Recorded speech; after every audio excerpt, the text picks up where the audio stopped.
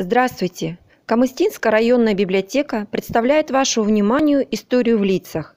Мыржакып Дулатов – видный казахский просветитель, общественный деятель, поэт, писатель, мастер публицистики. Родился в ауле волости Саркопа, бывшего Торгайского уезда. Отец Дулат был известным на всю округу мастером, делал седла, сбруи, шил сапоги, ичиги.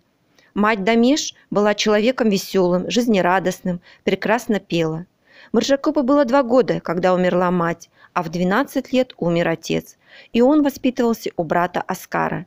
Аскар помог Мыржакыпу учиться и дальше, как того хотел их отец, уделял особое внимание его образованию. Молодой Мыржакып, родившийся и выросший в ауле, продолжал работать в ауле. Все звали его сельским учителем. Трудная жизнь, жалкое положение народа вызывали у него сострадание, заставляли задумываться. Он поклялся стать опорой своему народу. Занявшись самообразованием, хорошо изучив русский язык, Мыржакып познакомился с трудами русских писателей. Рано повзрослевший, Мыржакып всегда был на передовой линии борьбы. Он влиял на молодежь своими пламенными стихами, общественными делами, личным примером. Он так же, как Ахмет Байтурсынов, отдал много сил воспитанию молодежи, прививая ей уважение к традициям народа, любовь к родной земле. В 1910 году Мыржакып Дулатов написал книгу «Несчастная Жамал», которая является первым романом, написанным на казахском языке, посвященным проблеме неравноправного положения женщины.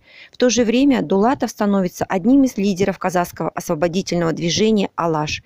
Из-за своих публикаций он попадает под наблюдение полиции и в поле зрения царской охраны.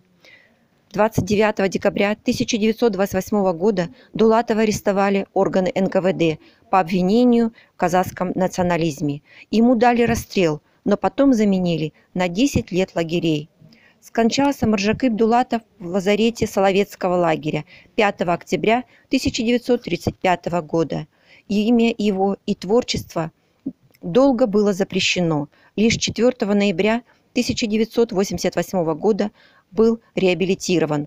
Его дочь Гульнар, 1905 года рождения, врач по профессии, много сделала для сохранения литературного наследия отца и его реабилитации. Его именем названы улицы в разных городах Казахстана.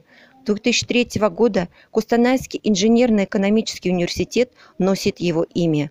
Ежегодно Союз писателей Казахстана присуждает литературную премию имени Дулатова.